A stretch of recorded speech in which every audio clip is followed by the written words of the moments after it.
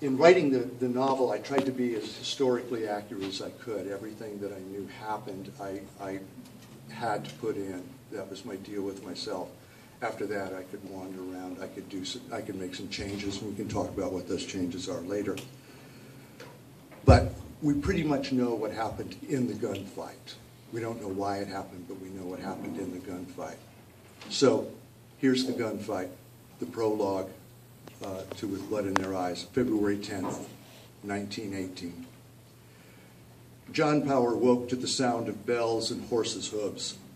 He rolled out of bed, not quite sure what was going on, just that it wasn't right.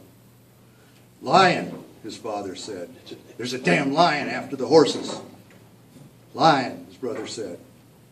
John had his feet on the floor as his brother Tom stumbled over him, rifle in hand, heading for the door.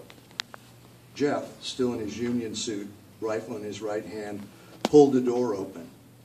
"Throw up your hands," someone said. "What the hell?"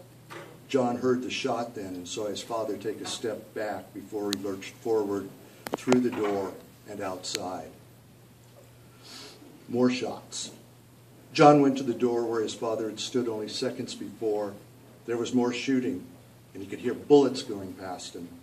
Tom ran behind him and went to the window at the far end of the cabin. John saw someone move 10 yards beyond the cabin door and took 2 shots, unsure whether he hit anyone or not. Glass shattered, and Tom yelled, "Sons of bitches, sons of bitches!"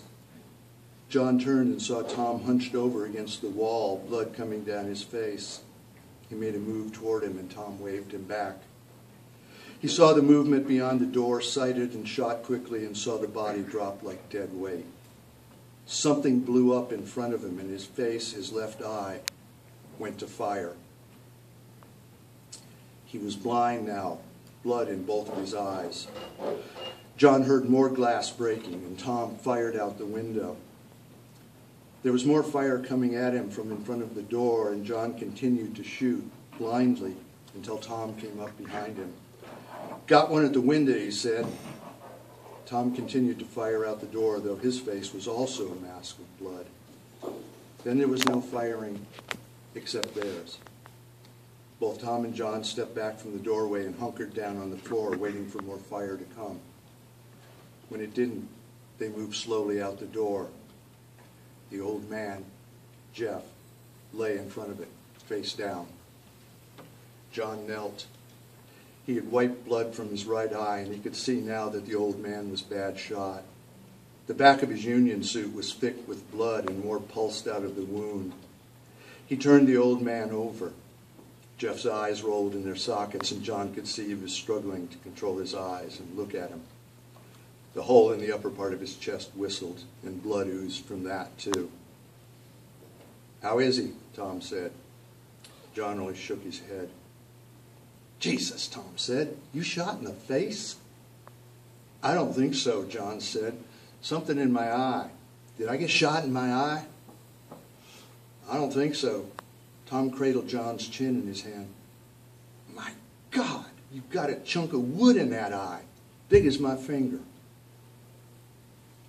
"Bastards," the old man said, his voice only a little beyond a whisper. Tom Sisson walked up to where the brothers crouched over their father. "Who in hell are they?" John said. "That right there is Kane Wooten," Tom said.